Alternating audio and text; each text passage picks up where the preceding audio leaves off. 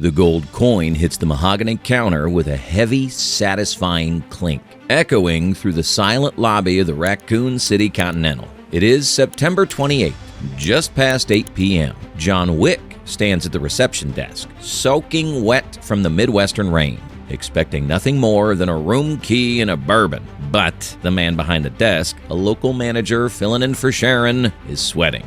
His skin is pale, his eyes darting back toward a street entrance where distant sirens are beginning to merge into a singular, terrifying drone.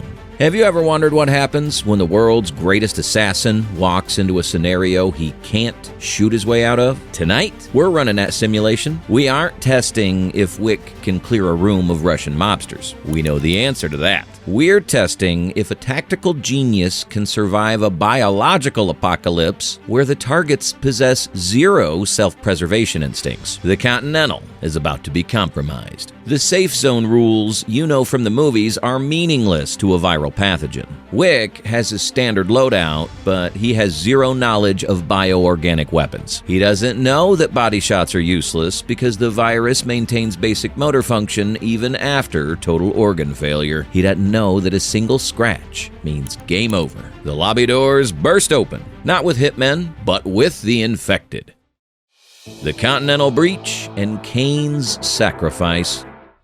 The first wave isn't a tactical breach, it's a meat grinder. The glass doors shatter under the pressure of 30 infected bodies, spilling into the pristine lobby like a landslide of rotting flesh. Wick's reaction is instantaneous. He draws, pivots, and fires. 2 rounds to the chest, 1 to the head. It's the Mozambique drill, a standard technique designed to stop a target's heart and sever the brainstem. Against a human, it's lethal. Against the T-virus, it's a waste of 2 bullets. You can see the calculation change in Wick's eyes as the first target takes 2 hollow points to the sternum and doesn't even flinch. The kinetic energy knocks the infected back, sure, but there's no pain shock, no drop in blood pressure, no hesitation. The target just lunges again. Wick realizes immediately that the rules of engagement have shifted. He adjusts his aim, abandoning center mass entirely. Now every trigger pull is a headshot. But the problem isn't accuracy, it's volume.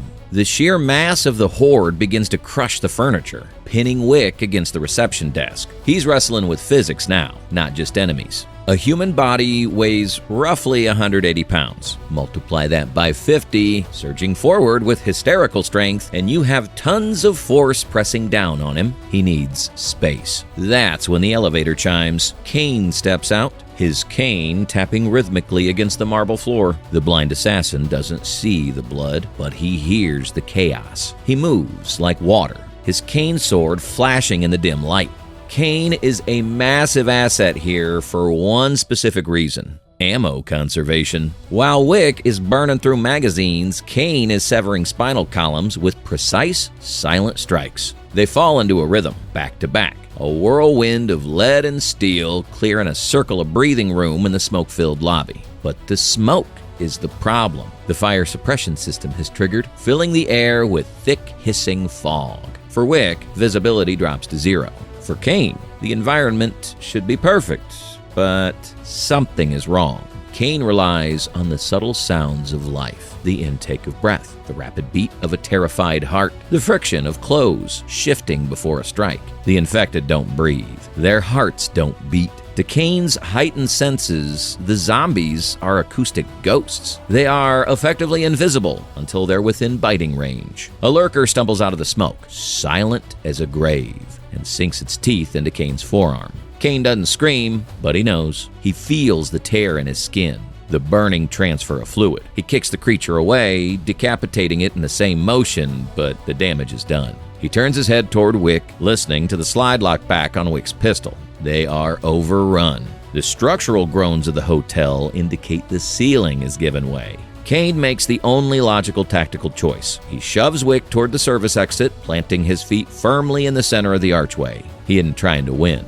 He's buying time. By creating a bottleneck, Kane forces the horde to engage him one by one, using his body as a barricade. Wick hesitates for a fraction of a second, a lifetime for him. before turning and sprinting into the alleyway. Behind him, the sound of Kane's sword meeting bone continues for exactly 12 seconds, then stops. Wick is alone. He's lost his only ally, his ammo reserves are depleted, and he's standing in the rain of a dying city. Without a spotter to cover his blind spots, the mathematical probability of survival drops instantly to 68%.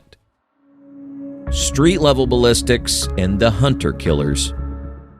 The alleyway offers no sanctuary. The rain in Raccoon City is heavy, mixing with the oil and blood on the asphalt to create a slick, treacherous surface that complicates every movement. Wick presses flat against a brick wall, checking his magazine. 7 rounds left. That's the cold reality of this night. The math doesn't favor him. Against the Ruscaroma or high table enforcers, 7 rounds is 3 dead men and a spare bullet. Here, it might not be enough for a single encounter. He hears him before he sees him, the wet slap of paws on wet concrete, moving with a speed that defies natural biology. It isn't the lumbering shuffle of the infected in the lobby. This is predatory aggression. 3 Dobermans round a corner, but the skin has sloughed from their musculature, revealing raw, glistening sinew. The T-virus accelerates metabolic rates to a breaking point, stripping away subcutaneous fat and leaving only fast-twitch muscle fibers that contract with 3 times the force of a natural canine.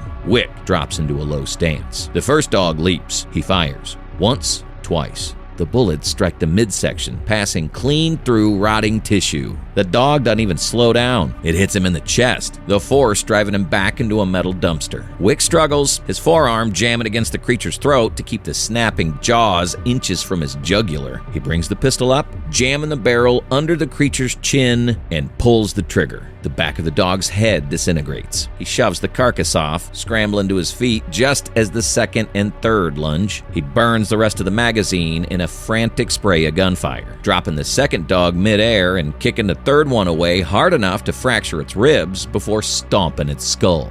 He's breathing hard now. That encounter took 12 seconds and cost him every remaining round in the clip. He reloads. His movement's just a fraction of a second slower than usual. The fatigue is setting in. The constant adrenaline dump is beginning to tax his nervous system. Seeking cover, he ducks into the shattered storefront of a gun shop. The interior is a wreck. Looted shelves and broken glass littering the aisles. But he isn't alone. Above him, something drips. Wick looks up. Clinging to the ceiling with unnatural grip strength is a creature that looks like a man turned inside out. Exposed brain, elongated tongue, massive claws, a licker. Wick raises his weapon, aiming for the exposed brain tissue. He fires a single test shot. Ping! The 9mm round ricochets off the hardened boned ridge protecting the frontal lobe. The creature shrieks, dropping from the ceiling with terrifying agility. Wick rolls, narrowly avoiding a swipe that shreds the wooden counter behind him. He realizes instantly that small caliber fire is useless here. The angle of incidence on the skull is too shallow, and the rounds just skip off. He needs to vanish. He freezes behind a display case. The liquor hisses, its head twitching. It has no eyes. Wick realizes the irony immediately. He just watched Kane die because the infected were silent, and now he's being hunted by a creature that sees the world exactly like Kane did. Sound is the enemy. Wick slows his breathing, forcing his heart rate down through sheer will. The liquor crawls over the display case, its claws clicking on the glass inches from Wick's face. He doesn't flinch. He waits for the creature to turn, then moves, silent, ghost-like. He uses the ambient noise of the rain outside to mask his footsteps, slipping through the back office. On the floor lies a corpse in a blue uniform, Star's tactical gear. Beside the body is a Remington 870 pump-action shotgun. Wick grabs it, checking the action. 4 shells loaded. This isn't about precision anymore. It's about physics. He needs stopping power to push these things back, trading the speed of the pistol for the raw kinetic energy of buckshot. Suddenly, the floor vibrates. Dust falls from the ceiling rafters. It's a rhythmic thud, heavy and mechanical, shaking the foundation of the building. This isn't a random mutation. Something massive has been deployed onto the streets, and it's walking in his direction. With his ammunition critically low, Wick knows his odds have just plummeted to 42%. Act 3. The Nemesis variable. The brick wall behind Wick disintegrates. It isn't a grenade, it's a surface-to-air missile fired at ground level. The blast generates an overpressure wave of roughly 5 psi, enough to rupture eardrums and collapse lungs. It hits him like a speeding freight train, lifting him off his feet and hurling him through the shattered storefront window. He lands hard on the wet asphalt, the impact knocking the wind out of him. His ears are ringing with a high-pitched whine, his vision blurring at the edges. A normal man stays down here as his body enters hypovolemic shock. Wick forces himself up, coughing up dust, just as a towering silhouette steps through the smoke. 7 feet of bioengineered muscle wrapped in black leather. Stars, it growls, a sound like grinding metal. This is the Nemesis, and John Wick has been added to its list. Wick brings the Remington up. He pumps the action and fires, the muzzle flash illuminating the rain. The buckshot slams into the creature's chest, but the Tyrant doesn't even stumble. He simply keeps walking. Wick fires again, aiming for the face, but the creature raises a massive arm, deflecting the blast with flesh that has the density of concrete. Wick drops the empty shotgun and draws his pistol, emptying the magazine into the leather trench coat. The rounds spark and flatten harmlessly. He realizes the terrifying physics instantly. The coat isn't just fashion. It's a power limiter, a ballistic weave designed to contain the mutation. His weapons are kinetic toothpicks against a walking tank. For the first time in his career, Wick cannot kill the target. He holsters the weapon and runs. He doesn't sprint blindly. He moves with calculated desperation, using the urban decay to break line of sight. He vaults over a burning sedan, sliding under a collapsed billboard. Nemesis charges, smashing through the car Wick just cleared, tossing the 2-ton vehicle aside like a toy. The creature is faster than an Olympic sprinter, gaining ground with every thundering stride. Wick knows he can't win a foot race against a biological engine that doesn't experience fatigue. He has to win the geometry. He dives into an active construction site, a skeletal steel frame abandoned mid-shift. Wick scrambles up the scaffolding, the metal groaning under the stress. Nemesis tears through the support beams below, bringing the entire lower section down in a cascade of steel and concrete. Wick rides the collapse, jumping at the last second to a neighboring fire escape.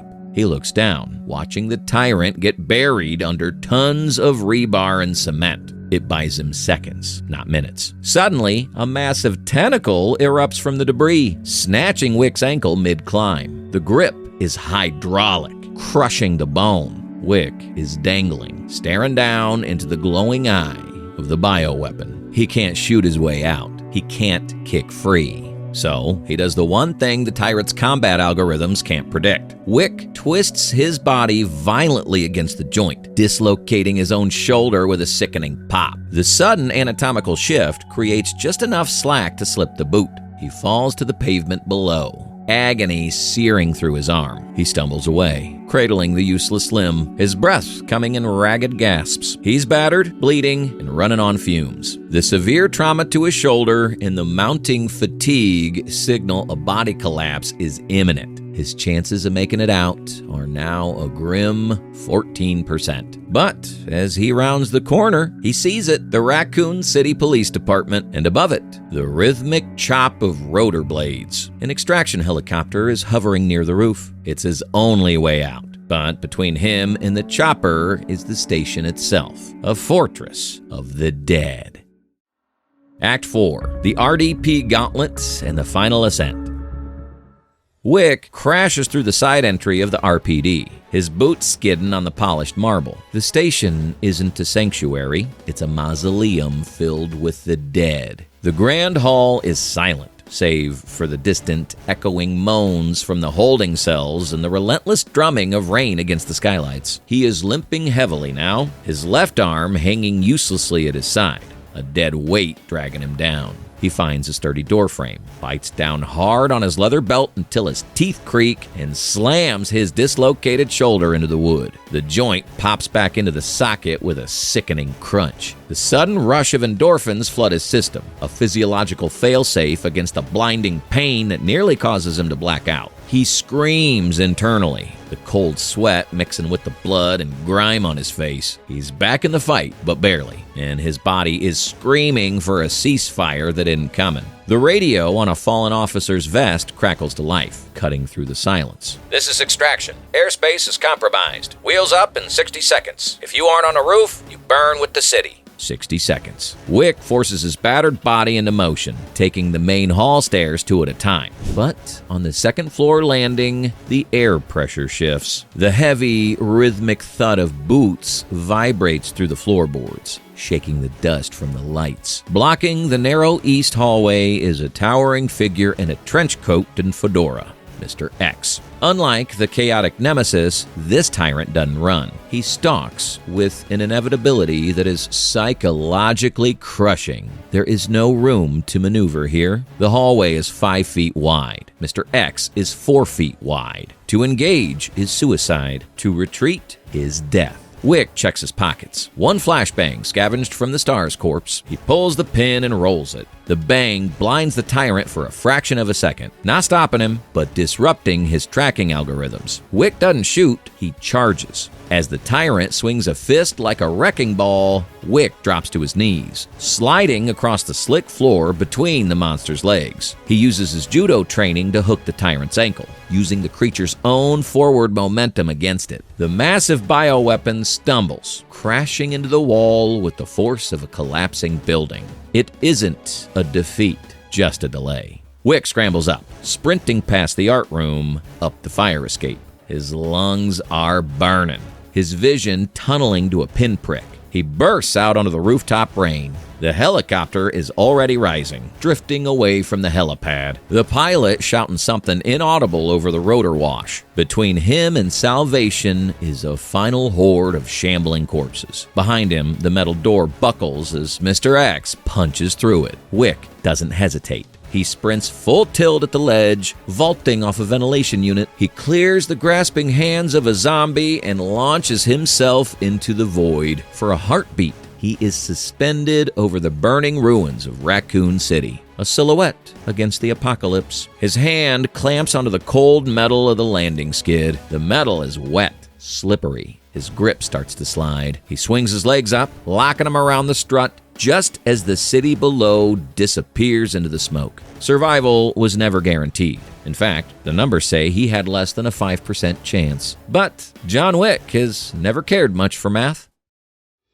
So, could the Baba Yaga survive the outbreak? The simulation says yes, but the margin for error is non-existent. In a world where enemies ignore ballistics and physics is broken, tactical precision only buys seconds. Wick survives not only because he's a better killer, but because the will to endure is absolute. He didn't beat the Umbrella Corporation, he just refused to die. But remember, in Raccoon City, nobody wins. You just survive long enough to have nightmares. Who should we drop into hell next? Batman and Silent Hill? Master Chief in Dead Space? Let us know in the comments.